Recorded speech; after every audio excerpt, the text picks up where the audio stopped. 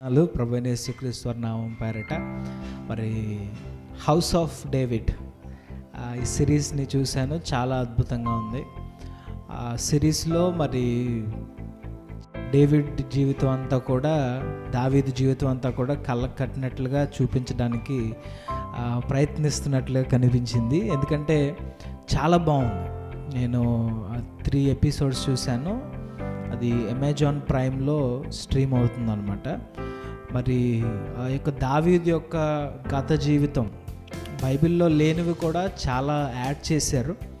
అయితే యాడ్ చేసినప్పటికీ కొన్ని విషయాలు మాత్రం బైబిల్ నాలు ఎంత మాత్రం కూడా దాటిపోవట్లేదు. చక్కగా బైబిల్లో ఉన్న వాక్యాన్ని చక్కగా ఫాలో అయ్యి చాలా నీట్గా తీశారు. ఫస్ట్ ఎపిసోడ్లో మరి సౌలు గురించి, అమాలేకీల యుద్ధం గురించి తీశారు.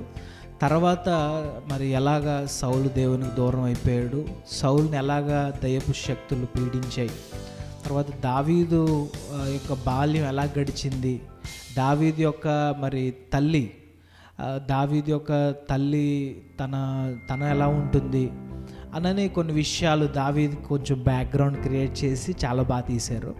ఆ తర్వాత దావీదు మరి నాకు తెలియని విషయం ఏంటంటే, ఒకటి దావీదు మరి సెకండ్ వైఫ్ సన్ అని తీశారనమాట. కొద్దిగా అది మరి నాకు అది కొద్దిగా ఇబ్బందికరంగా అనిపించింది. ఎందుకంటే ఆ విషయాలు ఏవి కూడా లేవు మనకి, ఇలా జరిగింది అని చెప్పి. కానీ మరి ఏమో వాస్తవం ఏంటో తెలియదు, కానీ అదొక్కటి మాత్రం కొద్దిగా యాడ్ చేశారు స్టోరీ కోసం అనుకుంటా. తర్వాత ఇంకా సౌలు రాజు ఏమో మరి దయ్యం పట్టిన వాడిగా అయిపోవటం, మరి చేతబడి చేసే వాళ్ళని పిలిపించడం, ఇలాగా కొన్ని సౌలు రాజు కూడా కొంత బ్యాక్గ్రౌండ్ యాడ్ చేశారనమాట. సో ఏదేమైనప్పుడు కూడా చాలా విషయాలు చాలా బాగున్నాయి. లైక్ ఒక్కొక్క ఎపిసోడ్ 45 మినిట్స్ అలా ఉందన్నమాట. చాలా బాగుంది. అమెజాన్ ప్రైమ్లో స్ట్రీమ్ అవుతుంది, చూడండి. మరి మొత్తం తను గొలియాత్ ఎలా ఉంటాడు, గొలియాత్ని బాగా చూపించారు. అసలు ఏ మూవీలో కూడా గొలియాత్ని అంత బాగా చూపించలేదు.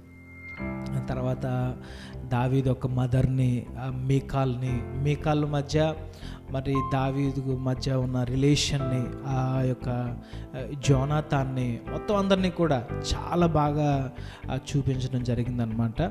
సో ప్రతి థర్స్డే ఒక్కొక్క ఎపిసోడ్ వస్తూ ఉంది. ఫస్ట్ సీజన్ అనమాట ఇది. చాలా నచ్చింది.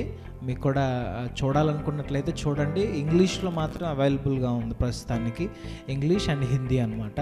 మరి సబ్ టైటిల్స్ కూడా లేదు తెలుగు. మరి ఇంకా ఫ్యూచర్లో వస్తుందేమో అనుకుంటూ ఉన్నాం, రావాలనుకుంటున్నాను తెలుగులోకి. ఎందుకంటే చాలా నేర్చుకుంటాం, అంటే మన కళ్ళకు కట్టినట్లుగా వాక్యం అలాగా మనకి చూపించారనమాట. చాలా నచ్చింది. డేవిడ్ అనాయింటింగ్ ఎలా చేశాడు, సమూయేలు దావీదుని ఎలా అభిషేకించాడు, అవన్నీ అయితే అసలు చూస్తూ ఉన్నప్పుడు అయితే చాలా సంతోషంగా, అసలు ఎమోషనల్గా అనిపించింది అనమాట. చూడండి, అమెజాన్ ప్రైమ్లో స్ట్రీమ్ అవుతుంది, చూడండి. దేవుడు మిమ్మల్ని దీవించునుగాక.